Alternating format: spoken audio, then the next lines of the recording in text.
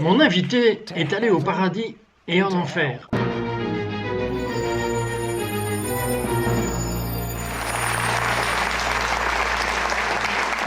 Bonjour, Sid Roth ici. Bienvenue dans mon monde où c'est naturellement surnaturel. Mon invitée, Donna Rigney, est une prophétesse. Elle entend du ciel et nous dit ce que Dieu voit. Je veux que tout le monde vous connaisse un peu mieux.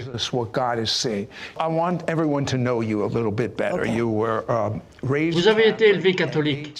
À 7 ans, vous êtes tombé sur un ami incroyable. Parlez-moi de cela. Oui, j'étais un enfant de 7 ans qui allait à l'église, à la messe le dimanche matin avec ma famille.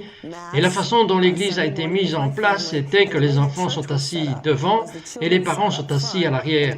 Alors je suis allé au devant avec ma sœur et on s'est assis sur le banc et j'étais juste un peu sage. Et il y avait des nonnes là-bas qui nous surveillaient, qui s'assuraient que vous vous comportiez correctement. Et donc je m'agenouillais dans la partie maîtresse à genoux avec mon petit missel et je lisais les mots avec le missel et tout d'un coup, Jésus m'est apparu. Je n'avais jamais eu d'expérience avec Jésus avant. Je savais qui il était. Je ne sais pas comment je le savais, mais je le savais. Je savais que c'était lui et il m'a emmené dans cet esprit, je pense, au paradis. Un regard céleste et les nuages étaient magnifiques. Il était si merveilleux, si amical. Il se souciait de chaque chose qui me concernait, comme envers un enfant de 7 ans. Il se souciait de savoir si ma mère était en colère contre moi, si je me disputais avec quelqu'un. Il me parlait de toutes les choses qui me dérangeaient en tant qu'enfant, et je me sentais si complètement comprise et aimée, et je ne voulais juste jamais le quitter. Et puis soudainement, c'était le moment de la messe quand les gens devaient s'asseoir, et tout le monde était assis quand j'étais toujours à genoux. Parce que je suis né avec Jésus, je n'étais pas à l'église et la religieuse m'a tapé sur l'épaule pour que je m'asseye et quand elle l'a fait, elle m'a fait sortir de l'esprit et Jésus était parti. J'étais dévasté. À partir de là, j'ai commencé à le chercher. Jesus was gone. I was devastated. From then on, I began searching for him. Et cela est devenu une recherche à vie. Elle est même venant d'un arrière-plan catholique. Elle a bien pensé, où vaut-il mieux se trouver que dans un couvent? Alors vous avez rejoint un couvent.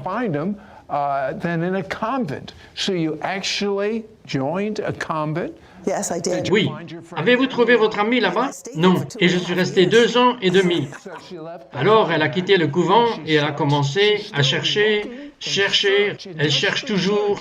Une recherche désespérée de cet ami et elle a mis la main sur un livre et dans ce livre cet homme connaissait son ami et elle était très excitée. Vous savez peut-être que c'était cet homme, c'était Pat Boone.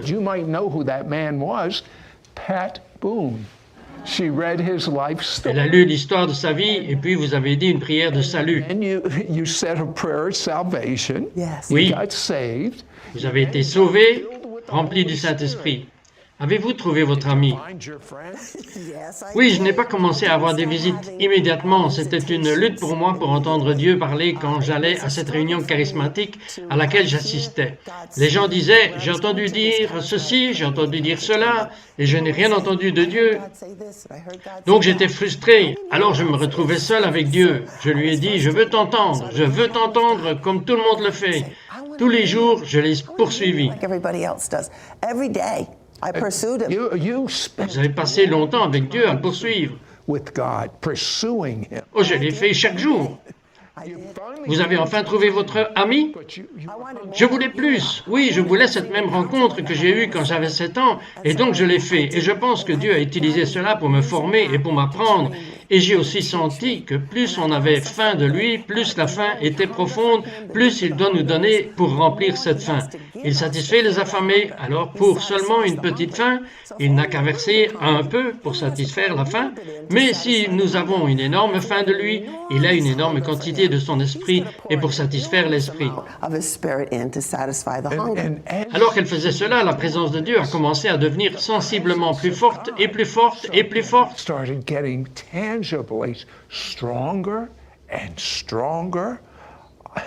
Oui, et finalement j'ai commencé à reconnaître que j'entendais toujours de lui, mais je n'ai simplement pas reconnu que c'était sa voix. Je m'attendais à entendre sa voix en dehors de moi.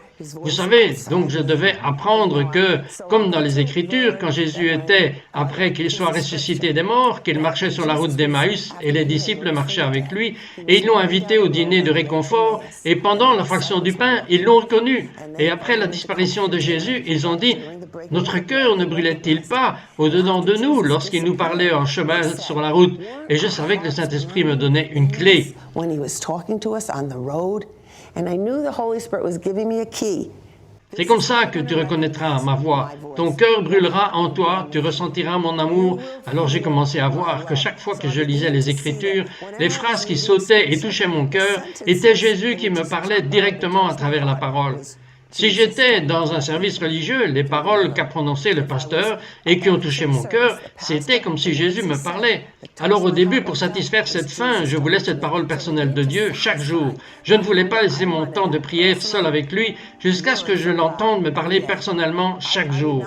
Moi qui faisais 2 ou 3 heures de prière, je restais là jusqu'à ce que je l'entende me parler. If it was 2 or 3 hours, I would stay there until I heard him talk to me.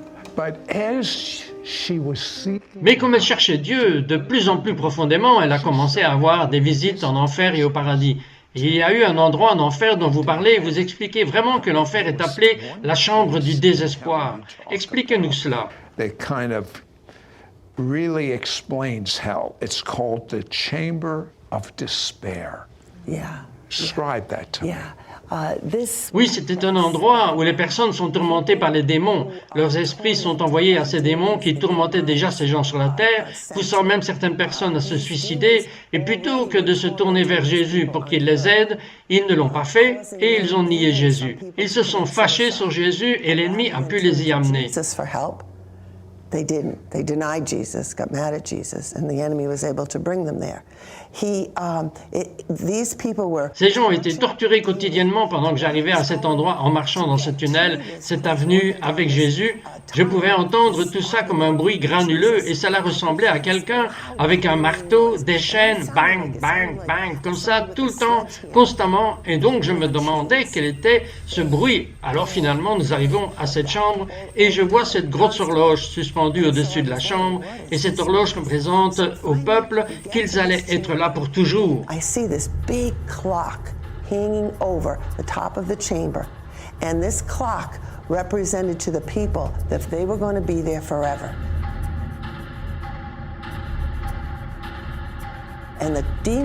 Et les démons chantaient devant l'horloge. Chaque fois que l'horloge sonnait, ils chantaient « Tu seras là pour toujours tu ne seras pas aimé, jamais tu ne seras aimé, jamais tu ne te sentiras aimé, jamais, jamais » et toutes des choses comme ça. Et encore et constamment, quand un démon est fatigué de le dire, un autre le fait, recommençant le chant continuellement. Constantly. When one demon got tired of saying it, another one would pick up the chant. Continually. Ces gens ont été torturés comme ça. Et ainsi, Jésus et moi sommes restés là et regardons cela. Et Jésus m'en parle, m'explique ce qui se passait.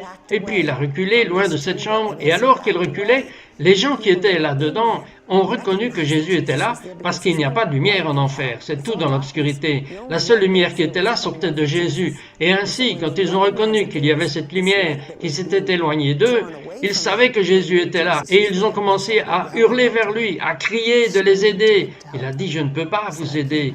Et donc je suis debout, juste à côté de Jésus, et il a son bras autour de moi, je suis proche, et je pouvais sentir son cœur brisé pour ces gens. Son cœur était si brisé, il avait tellement de douleur dans son cœur. Il a dit, fille, je suis dans plus de douleur en regardant ces gens souffrir, comme si inutilement, dit-il, inutilement, s'ils m'avaient juste accepté, s'ils s'étaient détournés de leurs péchés et s'étaient tournés vers moi, cela n'aurait pas été leur sort dans la vie et ils ne seraient jamais venus ici. Il a dit, je suis mort pour eux, pour qu'ils vivent pour toujours dans mon royaume. He said, I died for them so they would live forever in my kingdom. What kind of... Quel genre d'amour ont ces gens qui ont rejeté Jésus, qui sont déjà en enfer sans point de retour, et le cœur de Jésus est toujours rempli d'amour avec lui, mais il ne peut pas l'inverser. Tu vis une fois, et puis c'est le jugement. But he can't reverse it. You live once, and then the judgment. Right. Maintenant, vous avez appris ainsi de nombreux secrets lors de vos visites au paradis et en enfer. Dites-moi que vous apprenez là-bas le secret de la victoire sur le mal.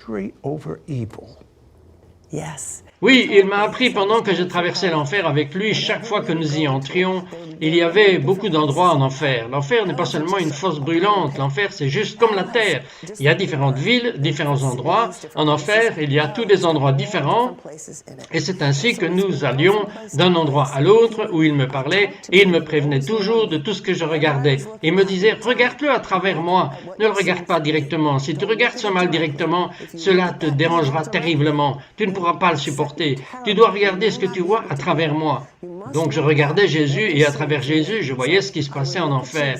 Et il m'a appris qu'il a dit, si tu fais ceci sur terre, si tu regardes les yeux sur moi et ta concentration sur moi, quand le mal essaye de venir contre toi, je te protégerai, je te garderai, je te préviendrai, tu ne trébucheras pas et tu ne tomberas pas. Tu ne tomberas pas dans le piège du donjon ennemi. Tes yeux fixés sur moi. Keep your eyes fixed on me. Isn't that Isaiah 26? N'est-ce pas Ésaïe 26, 3? Si tu gardes tes yeux sur moi, je te garderai en parfaite paix. Je vais vous dire, Donna est revenu avec des révélations observées en enfer et dans le ciel qui vous aident réellement à comprendre comment la douleur et comment la maladie est littéralement attachée aux gens. Actually help you understand how pain and how sickness literally attach to people. Be right back. Nous sommes de retour.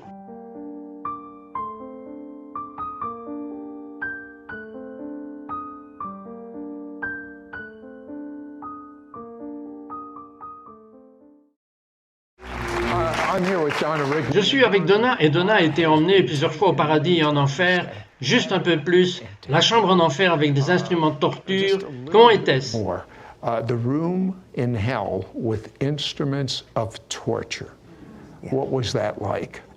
C'était vraiment graphique et horrible à voir. Chaque fois que le Seigneur m'a amené en enfer, c'était juste un spectacle horrible à voir. Et il m'a dit, c'est nécessaire, normalement tu ne peux pas venir ici, mais il faut que tu vois cela, parce que je veux que mon peuple sache tout sur l'enfer. Mais c'est une réalité, s'il y a un endroit comme l'enfer, je veux que tu comprennes la tactique de l'ennemi pour blesser mon peuple, afin que tu puisses le dire à mes enfants. Ainsi mes enfants seront avertis. Et donc, l'un des jours où il m'a amené dans cet endroit, c'était une salle pleine d'instruments de torture. Il y avait des choses à mettre autour de la tête des gens, et puis les serrer. Il y avait des pointes pour introduire des épines dans les gens, toutes sortes d'instruments différents, suspendus partout dans la pièce. Et puis j'ai vu un démon venir et prendre certaines de ces choses et se précipiter hors de la pièce. Et en un instant, comme un claquement de doigts, je me suis retrouvé de cette pièce vers une rue de la ville. J'étais sur la rue de la ville Amina, aux États-Unis. And then I saw a demon come in. Demons, more than one, come in, grab some of these things and rush out of the room. And so then in an instant, like you snapped your finger, I was from that room down to a city street. I was overlooking a city street in the United States. Et j'ai vu ces démons chevauchant les épaules des gens. Je les ai vus mettre des pointes dans le dos des gens et sur le visage des gens. Il y avait tellement de douleur. À quoi sert un analgésique si cela est causé par un démon? C'est que la pilule antidouleur ne débarrasse pas du démon. Exactement. Non, non. Et le Seigneur m'a dit, ce que tu vois avec tes yeux spirituels, tu ne peux pas voir cela avec tes yeux naturels. Il a dit, mais je te montre cela avec tes yeux spirituels. C'est vrai. Et puis j'ai vu les gens qui avaient des instruments autour de leur tête, juste, et les démons qui resserraient, et les visages du peuple qui grimaçaient avec douleur. Ils avaient de terribles maux de tête, et les démons riaient. C'était juste les plus grandes douleurs qu'ils pouvaient causer. Alors j'ai vu les chaînes descendant des gens, et certains avaient des balles accrochées au menton. Ils marchaient avec une boule au bout d'une chaîne, et puis j'ai vu de petits-enfants, et les petits-enfants marchaient à côté de leurs parents. La plupart des enfants n'avaient pas de chaîne sur eux, ils étaient libres. Mais certains des enfants avaient des chaînes qui descendaient des parents et qui montaient sur les épaules des enfants. 2 enfants avaient des chaînes plus petites et des petites balles, et ils marchaient. Et quand le Seigneur m'a dit que c'était ce qui se passait, c'est ce que les parents avaient dit, des paroles maudissant leurs enfants. Les parents disaient, tout le monde dans notre famille a un cancer. Tu vas avoir un cancer aussi. Ou tu sais, tu n'écoutes jamais, tu ne te conduis jamais bien, tu ne deviendras jamais rien. Cela sortait des parents et montait sur les enfants, et les enfants étaient enchaînés. Le Seigneur m'a dit, ce qui fait que mes enfants entrent dans la servitude, c'est le péché et leurs paroles. Le péché est un piège de l'ennemi, et les paroles sont un moyen utilisé par l'ennemi pour attaquer mes enfants.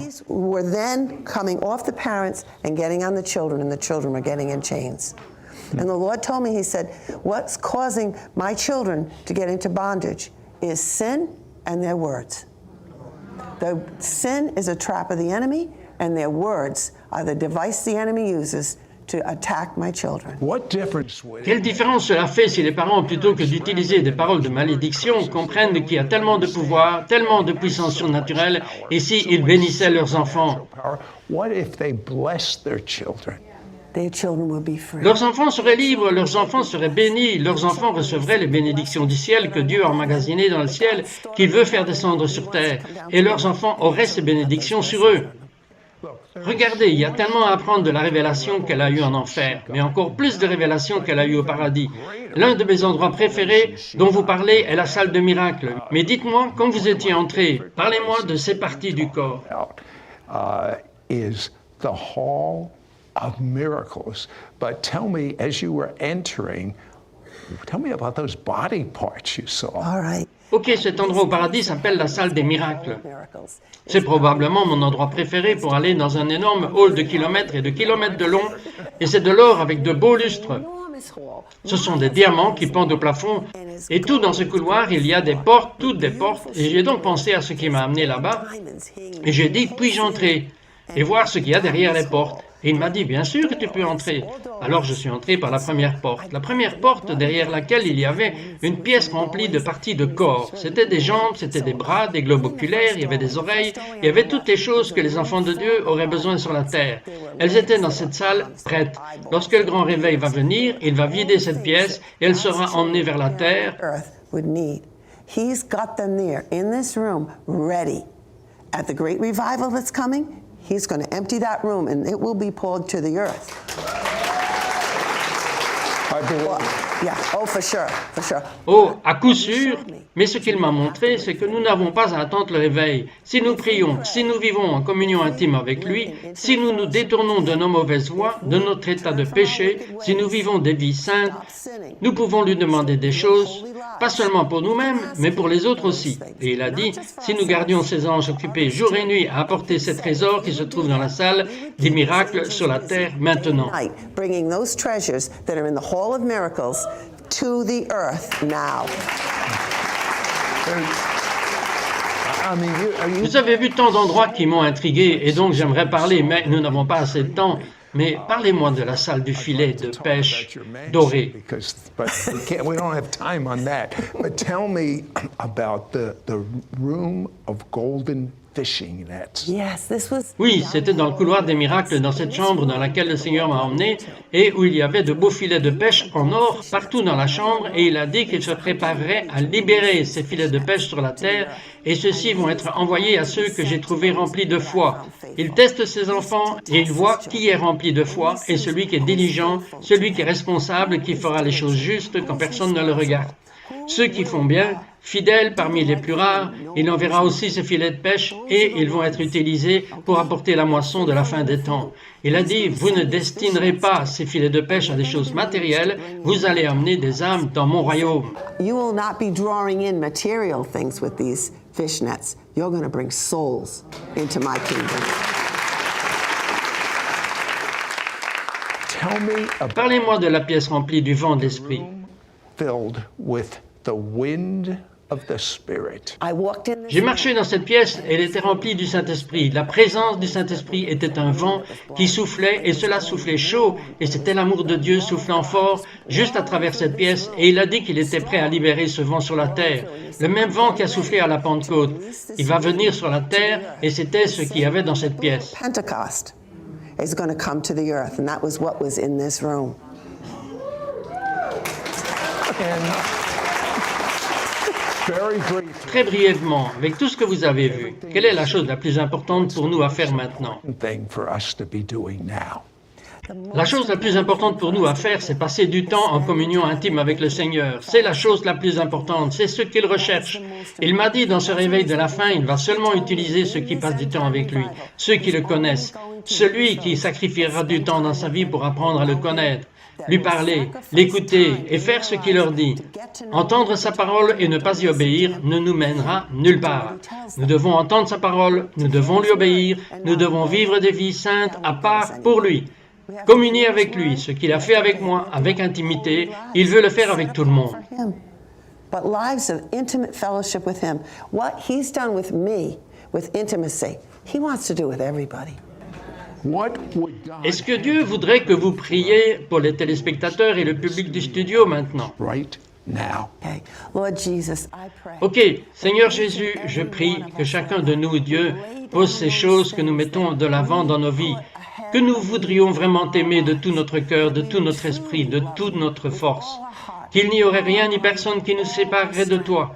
Seigneur Dieu, que nous vivions nos vies de telle manière que nous mettions un sourire sur ton visage continuellement, que tu nous regardes et que tu vois un enfant qui t'aime et que tu attendrais continuellement d'accorder chaque demande que tes enfants te demandent. Je te prie de donner à chacun la grâce de savoir que tu aimes cela pour te suivre, pour qu'ils tombent amoureux de toi et d'être si proches de toi, Seigneur, qu'ils sentent ta présence sur eux continuellement. Je demande cela au nom de Jésus. Amen. To fall in love with you and to be so close to you, Lord God, that they feel your presence upon them continually. I ask this in Jesus' name. Amen. Et je scelle cette prière, une chose qu'elle a dit, et je ne veux pas que vous l'oubliez, tout est accessible par la foi. Si vous prenez la parole de Dieu, elle ne fait pas exception de personne. Vous pouvez dire, c'est à moi. God, and he's no respecter of persons. You can say, that's mine.